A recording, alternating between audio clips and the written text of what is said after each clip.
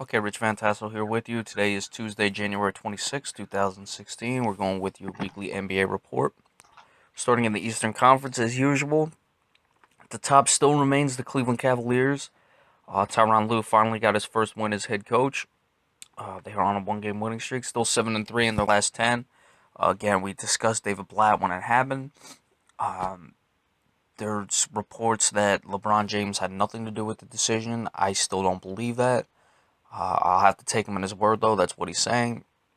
We'll see how well they can start playing with Tyronn Lue. He said they were out of shape. They want to play a bit more up tempo, and we'll see how that team responds to him in the future. Toronto continues to be on an 8-game winning streak. They are playing very well. You had DeMar DeRozan, who did score 30 plus in 3 straight games. Only had 18 the other night on Sunday against the Clippers. They still won the game, however. In his last 5 games, DeMar DeRozan is over 25 points per game. He's playing very well. He's really becoming a star, and it's going to be nice to see the rest of the season what he can do. Expect him to be an all-star reserve, especially since that game is in Toronto. But can he be a guy who's in MVP consideration? He keeps this team winning. Can they get to 55 wins? It's going to be tough. I think if they get in the 55 win range, he's certainly going to have a chance for it, assuming he continues to elevate his scoring and can be a 25 point per game plus scorer.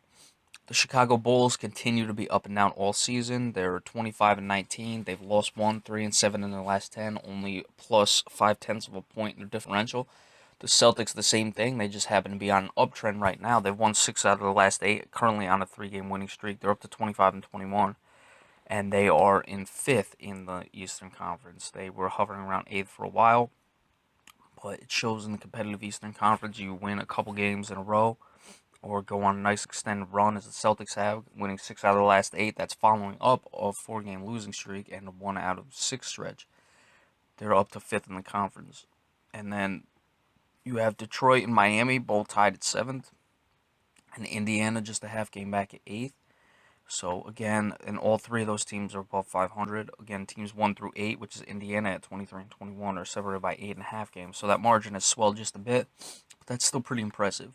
That only the top 8 teams are separated by 8.5 games. Charlotte trying to get back into it. They've won 3 straight. They're up to 22 and 23, 1 game out. The Knicks on the 2-game losing streak. They now dropped 2 games under 500. So let's see if they can get themselves going and get to 500 and get above. Washington really let them down as well this year. They came off a loss last night to the Celtics, in which they had a chance to get to 500. They are now 20 and 22, and they've got to start their run soon. We're more than halfway through the season. It's got to happen now for a team like that. Orlando is on a 6-game losing streak. Then you have the teams like Milwaukee, who is 5 games out, 19 and 27. They're 5-5 in the last 10. Can they turn it around? I don't know. They are almost at minus 5 points in their differential though, which really isn't good. And then you have Brooklyn struggling, 12 and 33. Philadelphia 6 and 39. Philadelphia, as we said last week, they have been playing a bit more respectable. You'd like to see them avoid 70 losses. Certainly looks like they're going to be able to do that. Can they get to 15 wins? Well, that's still a terrible year. Teams have played that bad, so it's nothing to be completely shamed about. But they're going to have to keep improving. They're still at almost minus 11 points in the differential, minus 10.7. Moving to the West, the Golden State Warriors are still on top. They had a nice matchup between them and the San Antonio Spurs, the two best teams in the league, and they crushed the San Antonio Spurs by 30 last night. So, a big statement win. It was in Golden State. Still, both of those teams are undefeated at home. Golden State being 21-0, San Antonio being 24-0. We'll see what happens when the tables are turned, and San Antonio was the home team, but you got to give Golden State a lot of credit for winning that game by 30. Tim Duncan did not play as well, but still, the 30-point game, got to give Golden State a lot of credit, and they're certainly looking very good. And as we just discussed, San Antonio now 38-7 following that loss. They are 9-1 in their last 10. They had a 9-game winning streak going. Golden State 8-2 in their last 10. You have Oklahoma City still hovering right around there, 33-13, 8.5 games back. Quietly under the radar is Oklahoma City. Kevin Durant and Russell Westbrook are really carrying that team. They're 8.1 points in their differential in the plus side, 8-2 in the last 10. They are off a loss, but really nothing being noted of Oklahoma City because of how well Golden State and San Antonio are playing. They're certainly a team that's capable of making some noise. The Clippers, again, they're 7-3 in their last 10. They had that big winning streak. Now they're starting to come back just a little bit. Only one loss, but they've lost a few since that, or they're only on a one-game losing streak, but still a few losses ever since then. They have the Memphis Grizzlies, who are now starting to come along right on their tail. A win last night for the Grizzlies over the Orlando Magic. It was in overtime. They are now 26-20, still minus 2.2 points in their differential. So let's see if they can get to that plus side. But 7-3 in their last 10. Again, this is a very professional team. They have a lot of veterans on there, and they can certainly, they would certainly like to make up the 3-game difference between them and Los Angeles to get a home court advantage in the first round. But they're not afraid to play on the road. There's still a lot of season left, so look out for the Memphis Grizzlies, who seem to be coming in stride. Dallas is sputtering a bit, 4-6 in the last 10. The Houston Rockets off a 1-point win over the New Orleans Hornets last night. They're 25-22, winners of 3 straight. Now, they're only -7 in their differentials, -7/10 of a point. We've seen this a few times before with the Houston Rockets, however. They win a few in a row, it looks like they've turned it around, and then all of a sudden, there they are, and they lose a few in a row to give it back. So they're going to have to start playing consistent. Again, they're 25-22, gives them 33 games left. Now is the time if they want to make a run. I picked them to win the championship, and they're going to have to start making some noise and doing it very fast and not giving these games back. We'll see what they can do. And then you have the Sacramento Kings in the last playoff spot. They're 20-24 off a tough 2 overtime loss last night. DeMarcus Cousins went for 56. Now, it wasn't double overtime. That was against the Charlotte Hornets. He had 12 rebounds.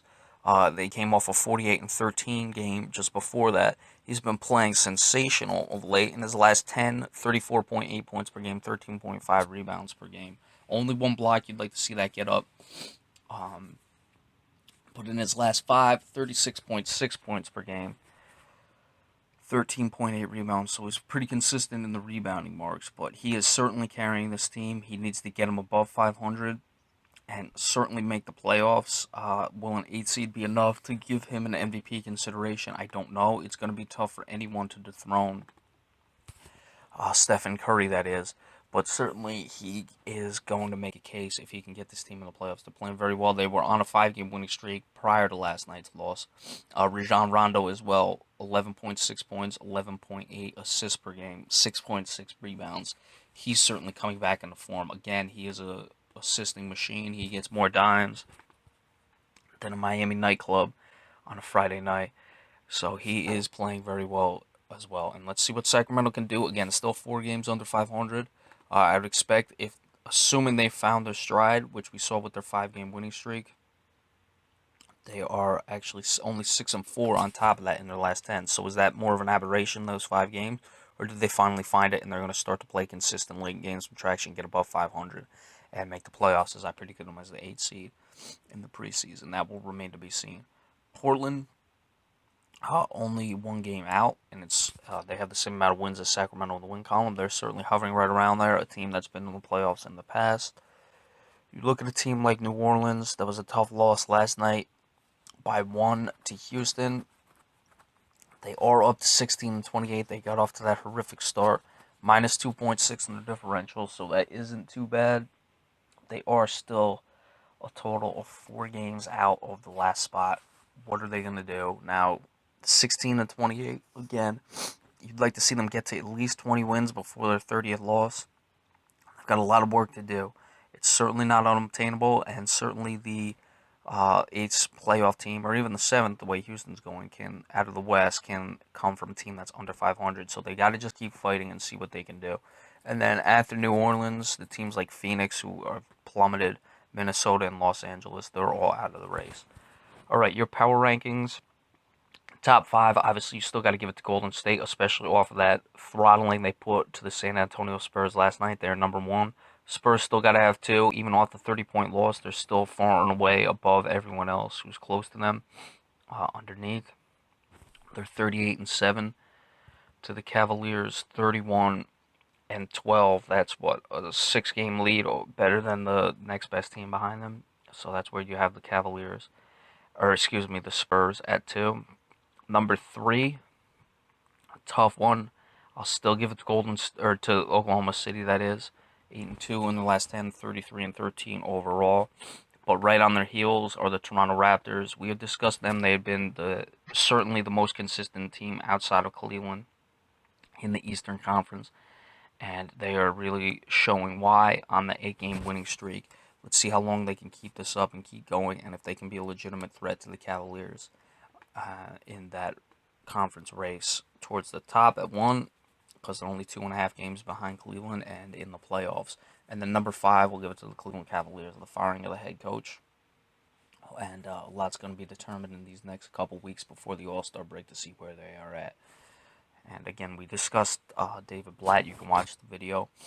But the big thing was how I'm surprised they gave Tyronn Lue 3 years immediately up front and didn't make him just the interim head coach.